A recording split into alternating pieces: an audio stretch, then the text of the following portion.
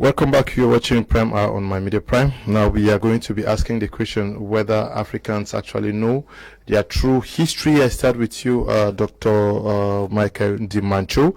How do we explain that civilization started in Africa, that is in Egypt, yet when we talk of civilization today, seemingly everything comes from the West? Do we know much about the Egyptian history, that is African history?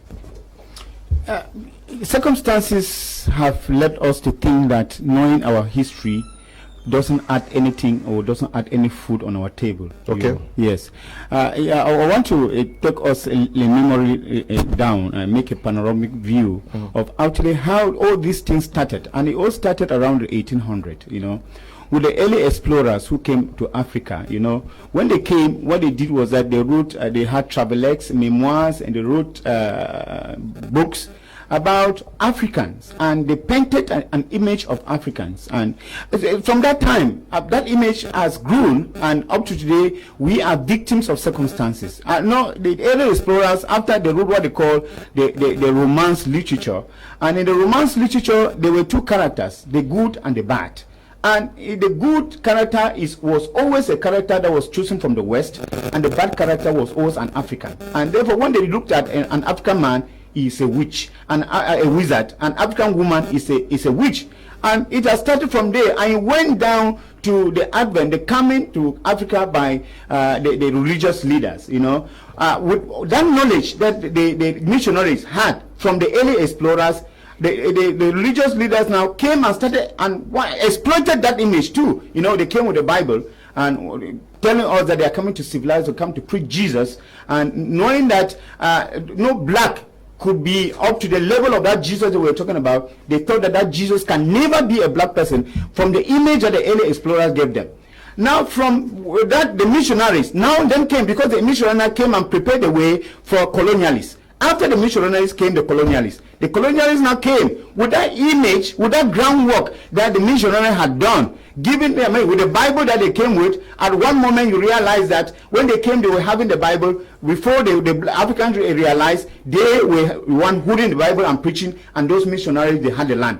And now when the colonialists now came with that image that they had in them, that literature that they wrote about the African, the kind of image, the bleak image that they painted about African. I want to think about one of the most bleak, the bleakest painting of literature that was written about the African, which was by Joseph Conrad, or we call it, he called Africa the heart of darkness. Africa to him was the heart of darkness. And with that image, and it's that image that, people like Chinua Achebe has been trying all along to be able to contradict. And that's why Things Fall Apart was written in order to contradict the heart of darkness by Joseph Conrad. So it has come up to our days of today. Now we talk about Eurocentrism. Meaning that what? People are looking up to Europe as that El Dorado, as that world whereby... Where did the Egyptian civilization disappear to? Well, the Egyptian civilization disappeared because, the literature that was written, it would be interesting to know that most of the most outstanding literature of Egypt was not written by Egyptians. Okay. It was written by the French. And the French made everything possible to tarnish the image of that kind of civilization that Egyptians claim to have. And you even have that, even the pharaoh and all those things that we are even supposed to hold up to standard, and to say that these are even some monuments that we are supposed to worship. The black painting of the pharaoh in that literature made people to believe that even the issue of civilization in Egypt was not a civilization, was supposed to be upheld by the international world, and that was just a civilization that was supposed to be put at the background. And that is why even in some African countries today, you even realize that most African presidents during those days, they were painted black. When you were good, you were painted black. And that is what happened. You have many of those, I don't want to cite names. And that is why the whites make everything possible for us to forget our history. And up to today, it has been like that. Even up here, let's talk about Cameroon. How much of Cameroon history do we teach in our schools? somebody talked about, I mean, if you look at the kind of Cameroon history that we teach in our school, it's not up to 16 pages, that we talk about our heroes in Cameroon, to talk about the real history of Cameroon. You can never have that, because there is that deliberate attempt to be able to conceal that history from our people. And it is because our education system is borrowed from someone else, and it's from France. And France cannot accept that we should give a true history of our country. If we give a true history, people will tend to believe in it. And that is why you find a place like Egypt, where we all hail, who with the river Nile whatsoever, where civilization, I mean, is supposed to have started and is supposed to have had the widest publicity. Now, I mean, we couldn't accept it. The European couldn't accept it because it was something that it was in Africa. And this is what we have been trying to fight all through, up to today. You will realize that most of us, we think that it is in going out to the country and living up to that kind of lavish life out to the country that will make us better people than the other. How do we understand that in Africa we had very great kingdoms here? In South Africa, in West Africa, but when we talk of great kingdoms that existed in the world, what easily comes to our mind is the Roman Empire, the Russian Empire, the empires in China, and very little is said about the great empires that existed in Africa.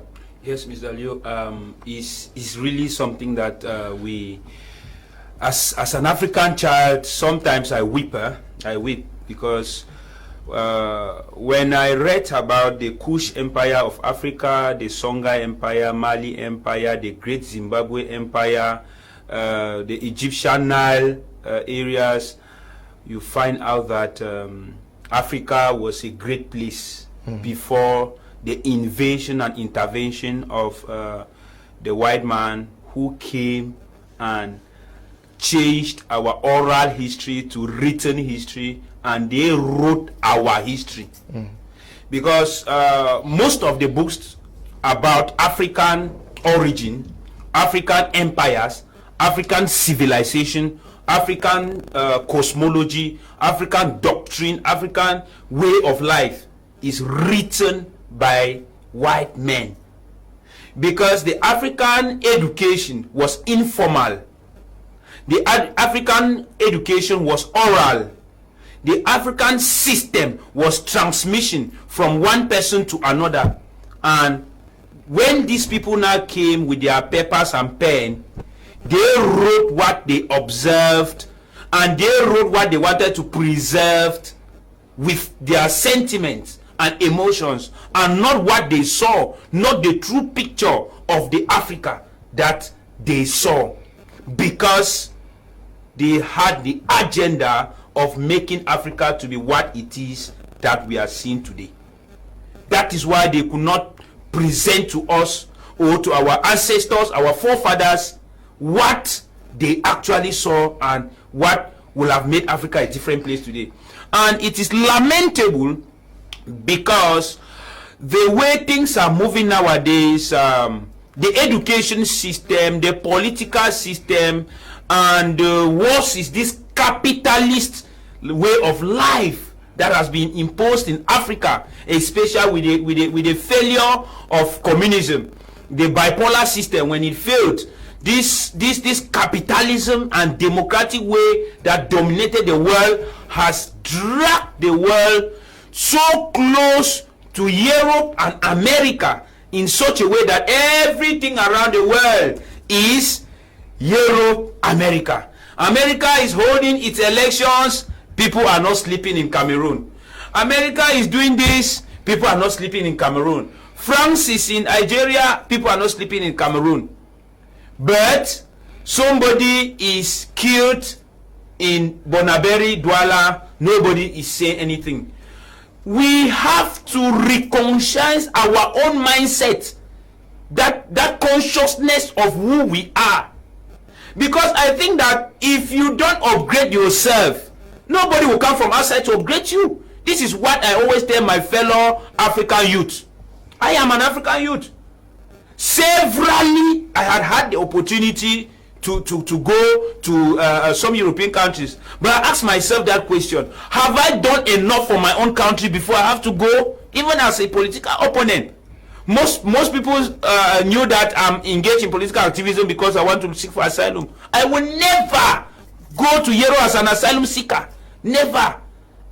Africa is my place. I prefer to go and remain in another African country than to go to Europe as an asylum seeker. Those are things that we as children of Africa should know, that our foods that we are eating here, they are much more natural. We have values that we need to, because these are things that books that are written by white men have come to distort everything. The best nutritive foods of the world are African foods. The cultures that respect human dignity, human life, human existence, human race, human values are African. This prostitution of people standing on the roadside to sell their body parts are imported elements of European culture. Okay. This religion of men of God deceiving people for the sake of money are imported culture. We know that the GBS we had, some of them, but our own way of sanctioning these people were very, very, very effective. Okay, good evening, Mr. Kuman. Happy New Month to you and the panelists. Everything in Cameroon must come from the president. This is what I have been saying for years. Very soon, the president will be the one appointing people in Jangi houses. Okay, Mr. Kum, hear me now. White people are so tricky. They claim to discover Africa. How can you discover where people are living? African needs to wake up from all this. They are daydreaming. Okay, Raymond is writing from the United Arab Emirates. Good evening to you, Raymond. Bob Gar writing from Emenda says Cameroon is a republic. Let the Biya administration go for dialogue and negotiation with Southern Cameroon rather than wasting time. Okay, Bobka, good evening to you. Good evening to you. Roland Neba writing from Kumba. Hello, Mr. Leo. This is Sumi Yauba Umaru from Nairobi, Kenya. We are all Cameroonians and we all have the right for a way forward. We need first of all to know the history cannot be rebuilt Cameroon, and the only way forward here is unity among Anglophones. Thanks and love for your program. Thank you too, my brother. Good evening, Mr. Liu. Elections or no elections in Cameroon, it is who know who, not who knows what. Kimbeng, writing from Ngienbo, that's in Bengui. Good evening, Mr. Leo. I'm Jerome from Bengui. I think the regional elections is another way of siphoning our hard-earned money. The elections are just a shadow of itself and can never bring solutions to the crisis. Good evening to you. Good evening, Mr. Liu. First things first, I don't think in the 60s the French Cameroon administration could ever think of giving Southern Cameroons a special status. We were a nation, not a minority. That's why the flag of Cameroon was once having 2 stars. Manel Kim, writing from Bamenda. Good evening to you, Manel. Now, Andrin Atemibako, let us look at the history of Africa in the Bible. We understand partially it is written that the Ethiopian eunuch, and then Ethiopia is mentioned partially. Very little is known of Africa in the Bible. Was it designed to be so, or it was divinely inspired to be so? No, I think that the Bible absolutely talks very much about Africa. Okay, Egypt? Apart from Egypt, you have Northern Africa, you have Ethiopia, and many other places that the Bible does speak of Africa. You know, and to even be more candid from the biblical perspective, Africa is the genealogy of where life began. And that is why modern science today talks about the melanin, and at a certain point, almost 90% modern scientists are now concluding that all other human race could have come from the black race. So Africa has always held that prophetic and historic position, and that is why we look at the statistics which shows that in 2050 Africa will have the largest population in the world and the largest labor force and largest market, whereby in 2100 Africa has the capability of feeding the entire world. So Africa has always been the mother and the modern nature that sustains all other continents, so far as I know. And just to go to side on the climate change and global warming, a lot of people in Africa do not understand, and that is why sometimes when I look at this, our administrators who go to borrow money at the level of the IMF and the World Bank, not considering the potential and the value and the role that Africa has been playing in terms of the survival in the West. For example, in France during summer, a lot of people died due to heat. Why? Because the cool breeze that leaves Africa, that is supposed to blow through to Europe, that ensures a cold breeze to move there. When it doesn't move, you have a high rate of people that die in Europe.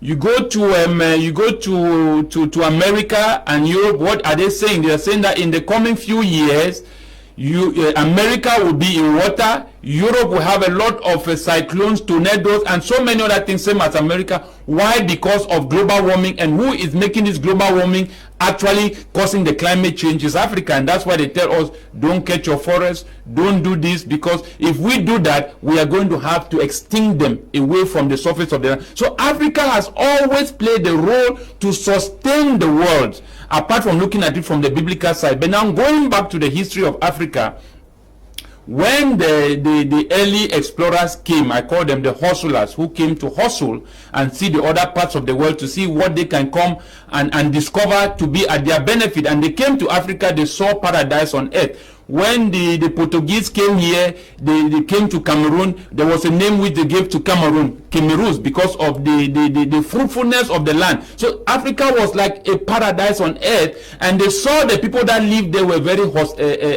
hospitable, were very welcoming, were people who were loving, and that is how Africans are still till today. So when the early missionaries came to Africa, the gospel was already in Africa, because the man who held the cross of Jesus when he was moving up to Calvary was from the northern Africa, who was a black man. They asked him to help Jesus because they had colors similar, they had similarities in color. He was a black man and said, go help your black brother. So he was the one who helped Christ to the cross, carry the cross. And then you had the Ethiopian Union, who when came, carried the gospel of Christ, of his resurrection, and brought it back to Africa. So I still say that the what the explorer or the missionaries came to do here in Africa, they came in with a religion, and Christianity is that religion. And that is why I distinct Christianity from the gospel of Jesus. And that is why the word Christians did not derive from the gospel of Christ himself, neither from the apostle. It came from an unbeliever.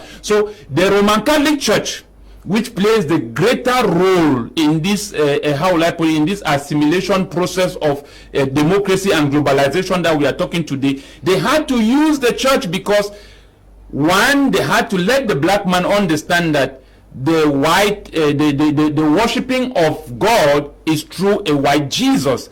Going to the Virgin Mary, that the Virgin Mary, you still go today in Catholic Church, the Virgin Mary is a white woman. So in the minds of Africans, when they came to understand that Jesus was a white man, automatically, psychologically made them inferior people. That was the nature that came upon the African until this day, that every child that is born feels that the white man is a superior person because of that religious identity which was inflicted on them through the Bible, which they came in under the religion called Christianity, that a lot of people today call themselves Christians, but Christians are not the follower of Christ. Christians are not those who have become born again. Those are not Christian. Christianity, it's a religion, and this religion is what the world is using today to foster democracy and foster the Western civilization through Christianity. I'll give you a good example, Mr. Liu.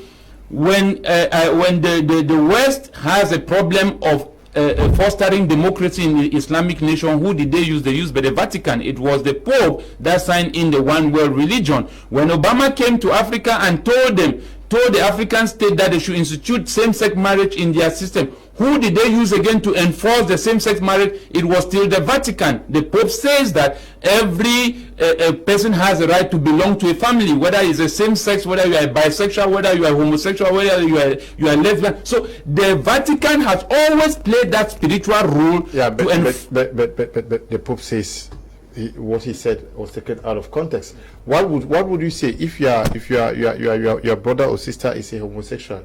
You would wish that they be banished from their homes? Mr. Leo, you see, don't they have a right to live in a house? No, Mr. Leo, yes. That context there is different. You may not understand what I'm trying to say. If you have been to the West is the same what the Bible describes as the Sodom and Gomorrah. Yeah, but I'm asking you, let us forget the West. That today you have children, and it happens that one of them behaves that way. Would you say they should be banished? They should be killed? Should they not live in a particular home? And is it not their right to live in a house that they will call a family home? So that is where there is a contradiction between democracy and the beliefs of certain people who hold a different mindset about it.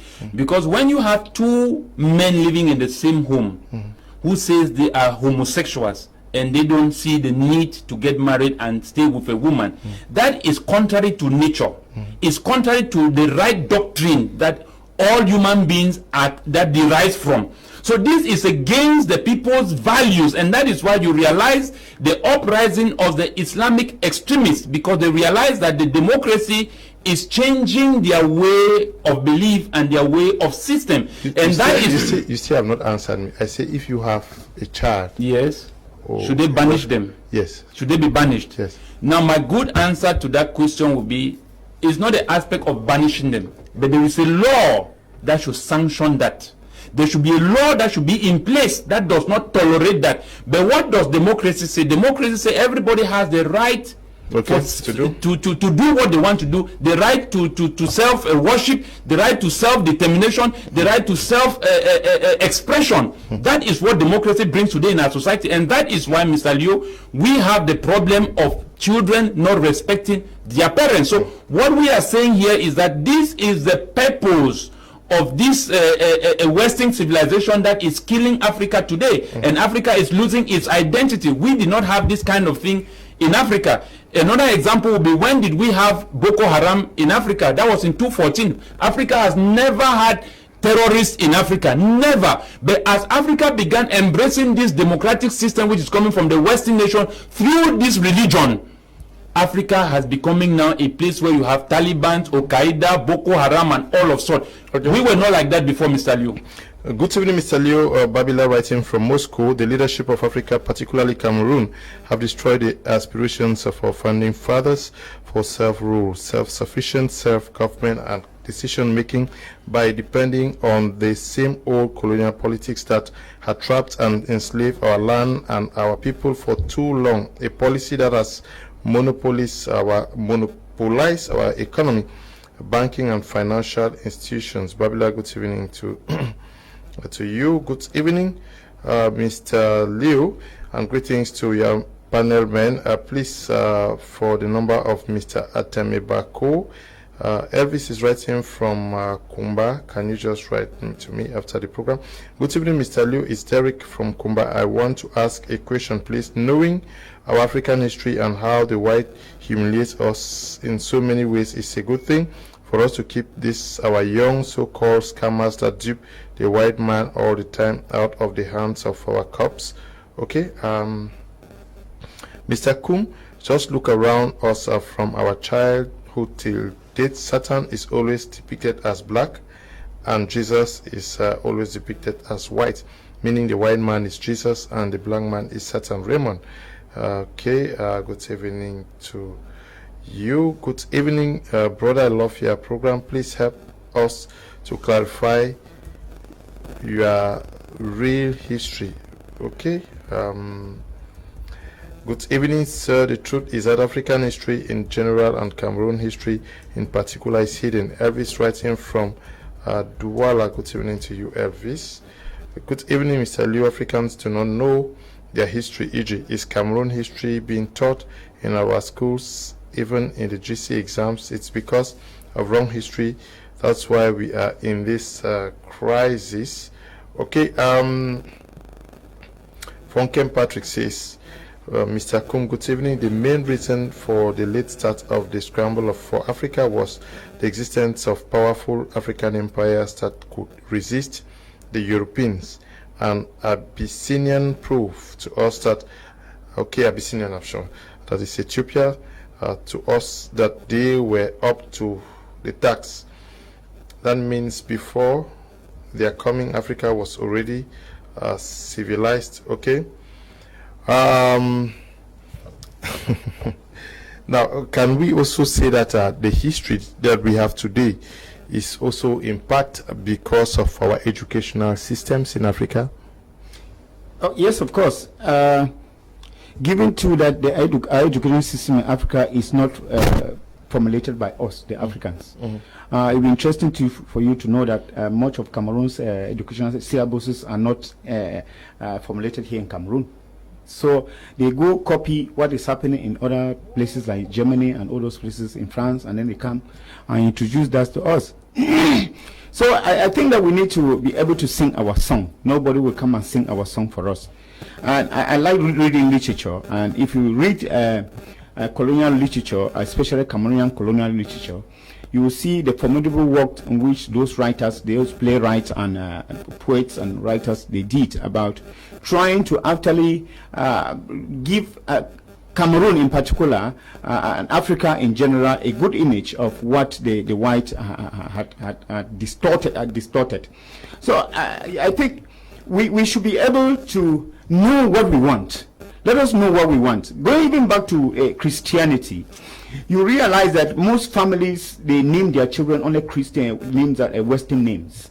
And for them, naming their children with their village or tribal names is something that is like an abomination for them. They think that their children will not be open to the world when they give their children their local names. And therefore, it starts right from individual homes, It starts from individual homes. It starts with us.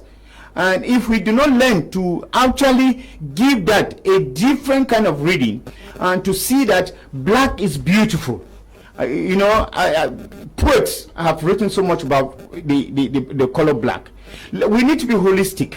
We don't only need to look at things as being white, we should also look at things as being black. And there's much about the beauty of the black person, and all along, people have tried to reassert the identity of the black person, to let them know that it is not the color that is making them to be backward. It is actually the mentality. Because even getting internationally, you realize that most people, most surgeons, most doctors, most engineers in Europe and America are black people. And we also have our own Cameroonian brothers and sisters who are doing formidable well in Europe. Meaning that what? Meaning that we can harness all those resources and come back to Africa and be able to come up with something that, could be able to stand the test of time. And therefore, we have all these brains. They could come back and formulate our syllabuses and not to lead our syllabuses be guided by somebody else who we do not know where it's coming from. You find in a book in a primary school, even the photos that you see there are just photos that depict only images of things that are foreign to us. You hardly see somebody who writes something and talks about local things, as part of the education.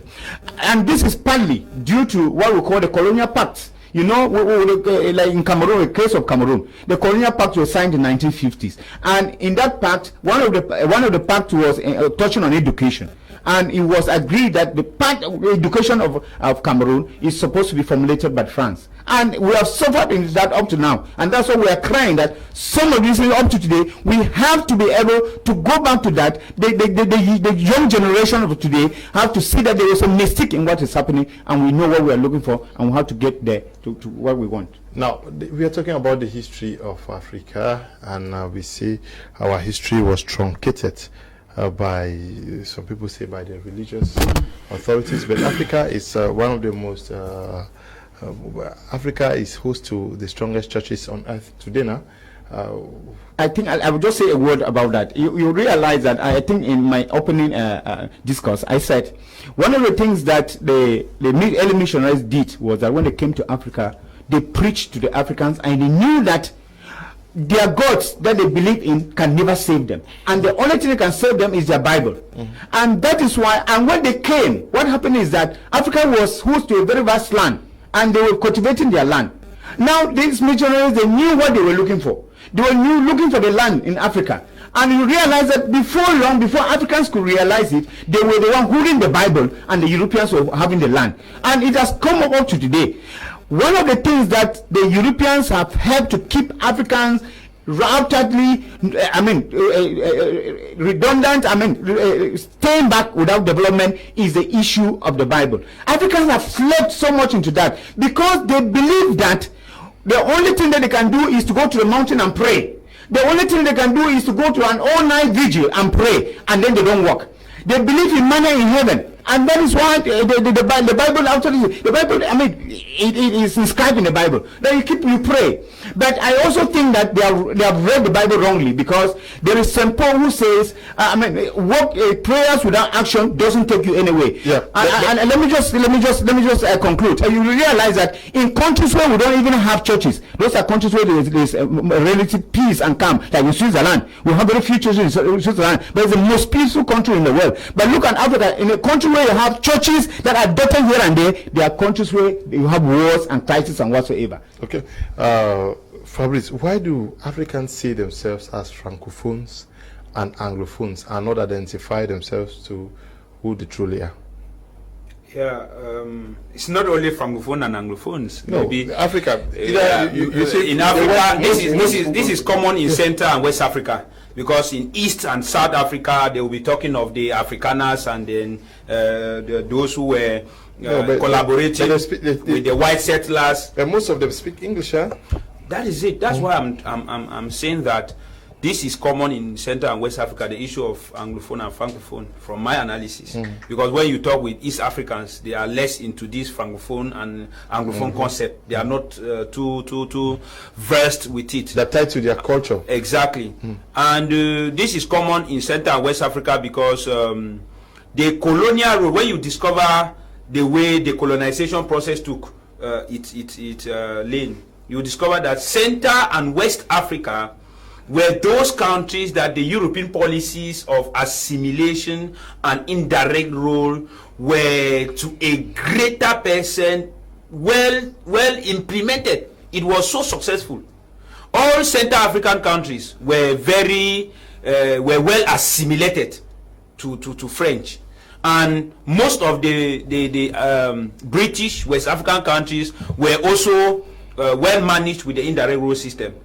But when you go to East and South Africa, you will discover that at a particular point, the mandate agreements of the East and South African countries were never the same with those of the West and Central African countries.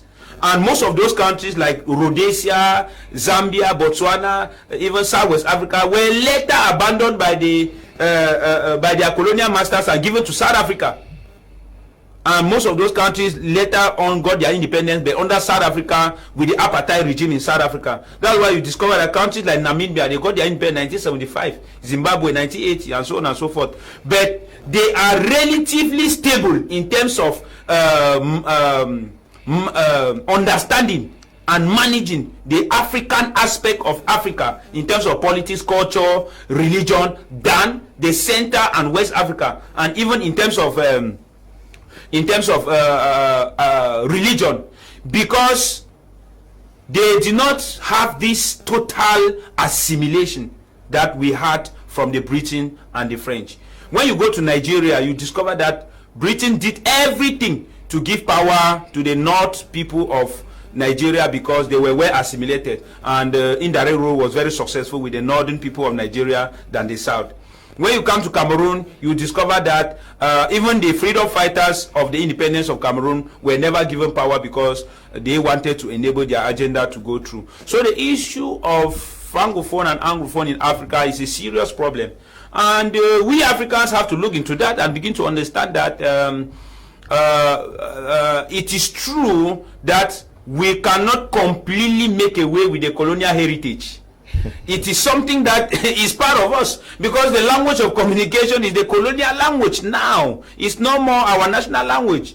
what I will have proposed as a leader at this point in time is for every country to first of all have a national language and a continental language that could give us that autonomy to deal with the foreign affairs. Because without a national language for the whole in the country, for example, Cameroon, one of the greatest factor of division in Cameroon is language. It's very practical, because the fact that you go to some places and express yourself in the language that you verse with, your origin is detected, your way of life, some people already make analysis and conclusions because you're speaking that language, which is a problem. And it goes to the kind of leadership in place, because if the leadership should have thought of how can we manage this language problem. Because for us, at our own party, we think that if we come to power, the first thing is to institute a national language in Cameroon. And that national language should be a trans-regional language that if I go to Nigeria, I will be comfortable to speak.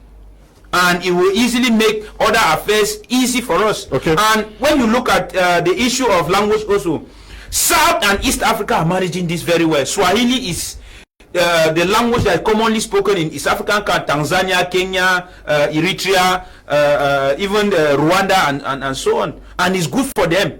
You see that it's facilitating consolidation of regional integration.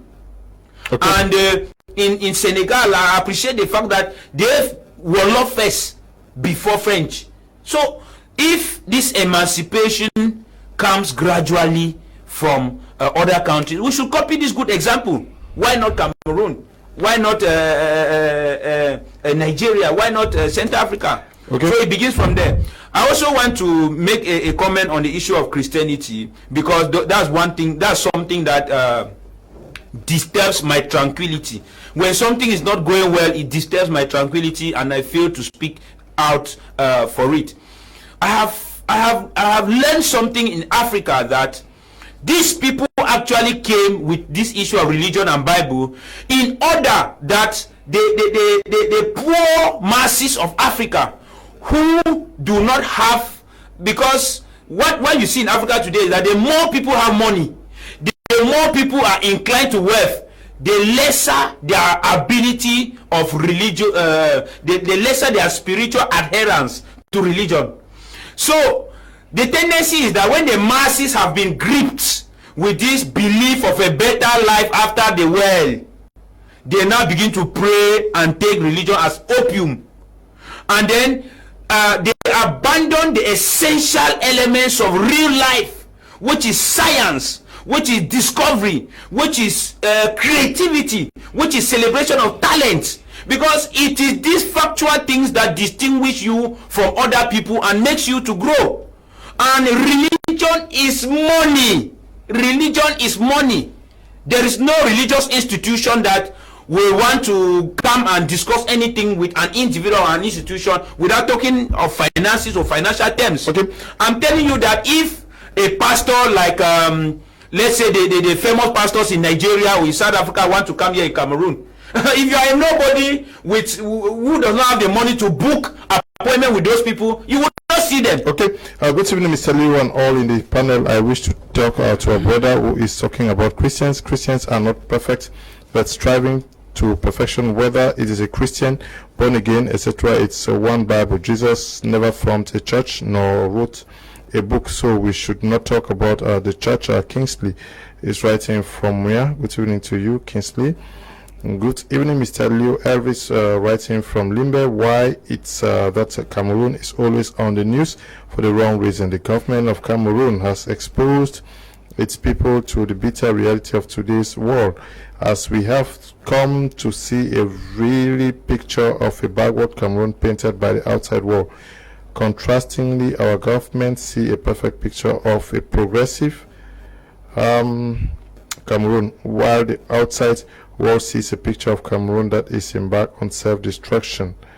Okay, Elvis, good evening to you. Good evening, Mr. Liu. It's true some Africans do not know their history like Cameroon in the past year. Pythagoras writing from Kumba. Africans, hello Mr. Liu. Africans should accept their responsibility and stop blaming the white man. When we steal elections and compromise to remain in power, The Western world are not the ones who ask us to do so. Augustine is writing from Gabon. Good evening to you. Augustine, good evening, sir. It's John Ako from Boya. Just want to remind us that black is the biggest threat to the white man and Africa is the threat to the world. Remember, all hypotheses and theories towards evolution, civilization is pointing towards Africa. Mr. Kum, fishing in Sweden, railways in Norway, etc. are being taught in Cameroon educational system. Until date, the so-called professors haven't noticed anything wrong with this foolish education massa. Okay, is the problem not Africans who would not want to know who they are? How do we complain today that the white man wrote our history when we have great professors and doctors today who already know the reality? And when we say it is the white man that is deceiving us, yet we are still hearkening to the notions of francophones and anglophones, who is to blame? Are we not to blame? Are we not educated enough to know that we are Africans? Like someone talked about the Bantus yesterday on this platform. No, I'm glad you said we are not educated. I don't think that it's the problem of ignorance should be an issue where people will be victimized because of their ignorance. Yes, but coming back again to the issue of identity, looking at it from the spiritual side, the biblical side of it, you know, it is when we talk, sometimes it's also good to be balanced, because the Bible, we know, has a lot of things which have not really, they have messed up with it. There are some scriptures which are not put in order. If you have to translate them from the direct Greek words, you realize that it's not properly put when you read it in English. So people should take note of certain things, because if you look carefully from the Bible, there are some places in the Bible that tells people that Africa has a problem, the black man has a problem, and even the identity of being black, it was being established by the West because they want to establish the fact that they are white. They are not white, equally as we are not black. Coming to the issue of language, I think that Cameroon being French and English is an added advantage to any person who has studied linguistics. Knowing more languages puts you in a very good position to socialize and to advance yourself in life. So the aspect of us being French and English in Cameroon, I don't think that it's a problem. It's not a problem in Cameroon. It's instead an advantage to us. Now going back to for example, going now back to the issue of the certain achievements which the blacks have absolutely done, not only in Africa but in the West. We know of the Vanivax that was created by a certain doctor from the Northwest who came up with a vaccine for HIV. And after that, the West came and stole that technology and went away with, and we lost it.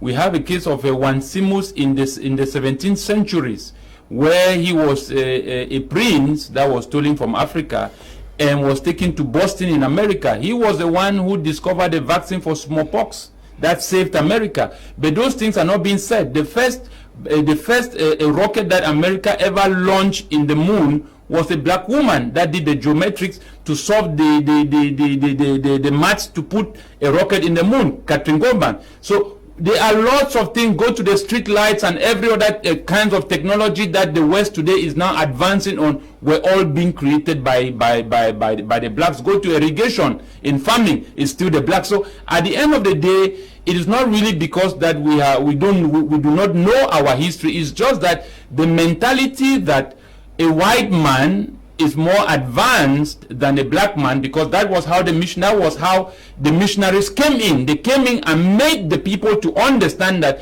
the black man has a black soul, therefore means he is not qualified enough to be a human being. And that was what began the slave trade. It was the Roman Catholic Church per history that enforced slavery through the preaching of the black man not having a normal soul like the white man. So in the minds of Africans, they have been marginalized at that level of religion, whereby anyone who embraces the Western religion has in their mind that they are serving Jesus is a white man, Holy Maria is a white woman, and that concept reduces the black man to feel that anything that comes from the West, even second-hand dresses, people believe that buying a new dress is not good. It's buying some dress that a certain white boy has used somewhere. It's the same thing when the WHO came to Africa, when they were coming to do the test trial for vaccine for the coronavirus.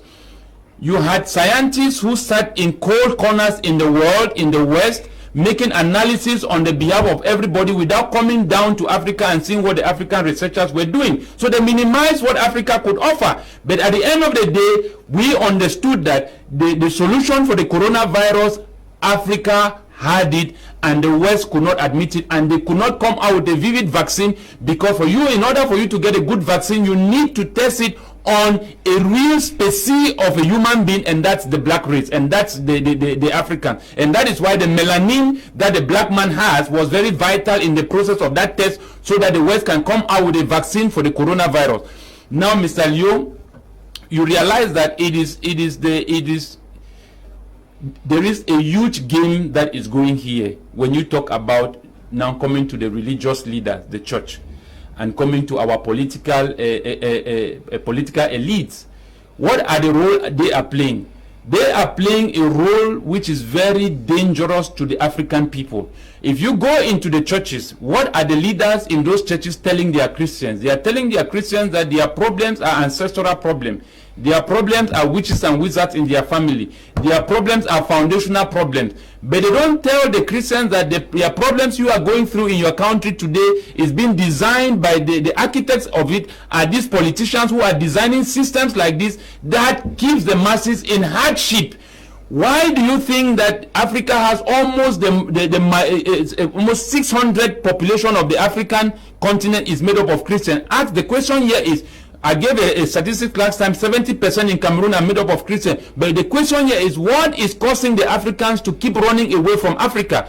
You go into those churches because the churches and the government, they all have something in common, which is what I call to gain the political power to rule the people. While the churches are there extorting money from the Christians, the government is also there building system to keep the people down, whereby the people feel that their country is not good enough for them to achieve their dreams, and then they begin to run and go out. But such systems, Mr. Leo, like I said before, these systems are systems that were being placed in from the beginning. That till today we have problem in Cameroon. Who are we calling? We are saying United Nations. United Nations. How many persons in Cameroon today ever call for AU, call for the ECOWAS bloc to come and help us? But we are calling on the United Nations. So that aspect of the West has always been what has been buried in our spirit through a religious identity, where we feel that everything about Christianity is a Holy Mary, a white woman, is a white Jesus. But what we fail to understand, in the Bible, when Noah went and drank and slept with his 3 daughters, the Bible said there, when Ham saw his father naked, he went and called his 2 other brothers, and they came and covered his father's nakedness. And when his father recovered from that drunkenness, the Bible said there that he cursed Ham, who was the black one. So it simply means that the black man in his mind realized that they have been cursed even from the Bible, but those scriptures were not true. How does a man sleep with his 3 daughters? He was drunk, slept with his 3 daughters, and curse did not fall on him. He did not curse his daughter, or his daughters were not cursed. An innocent boy who saw his father's naked, who was doing in the favor of his father to cover the father's nakedness, was the one who received a curse. So you realize such scriptures, Mr. Leo, they don't go... it don't go in line, and these are some of the things that we need to review them, because when we accept scriptures like that does not tie with the values of God, then we are plunging ourselves into more severe identity problem. Okay, we just have to end the program at this level. Tomorrow is another day. We are going to be live here to discuss on other topics, possibly touching on religion and the existence of war. Cameroon, the majority of Cameroonians are Christians and Muslims. Now they believe in God, and they say Islam is a religion of peace. Christianity preaches love, tolerance, and forgiveness. So why are we in wars constantly in Cameroon and Africa as a whole? We want to thank you, Dr. Michael Ndimachu, for coming. It's a pleasure. We think that the topic of today was really enlightening, and we think we need to have a different mindset on the way we look at things, and we need to know where we are going to. When we know where we are going to, we will certainly be able to retell our thinking and get where we are going to. Thank you for coming. Yeah, thank you, Mr. Alio, for inviting me. Thank you to our viewers for always staying with us throughout the program. I'm grateful to always share my point of view, and we will always be there for you. Thank you very much. And also to you, Andrew Natemi Baku. Thank you, Mr. Liu. I know that the problem we have in Cameroon, it's more of a religious problem than a political problem. It's a religious problem because 40% of the population is made up of the Roman Catholic. 35% is made up of the Protestant. Almost about 8% is made up of the Pentecostal. The Muslims, 5.5%. The animists, 2.2%. So the population that we are dealing today and we are talking of in Cameroon are all made up of religious people. Why do we then find ourselves in this problem when we are there to preach love and unity? The unism is not there. So what is the problem? That simply means there is a problem with these religious leaders and this religious setup, and those are the things that we need to first review in order for us to start addressing the political issues. Okay, we want to thank the production team, Eli and Desmond. We say thank you to you, Bertrand, and to all of you who watched the program. We say stay blessed. Bye-bye.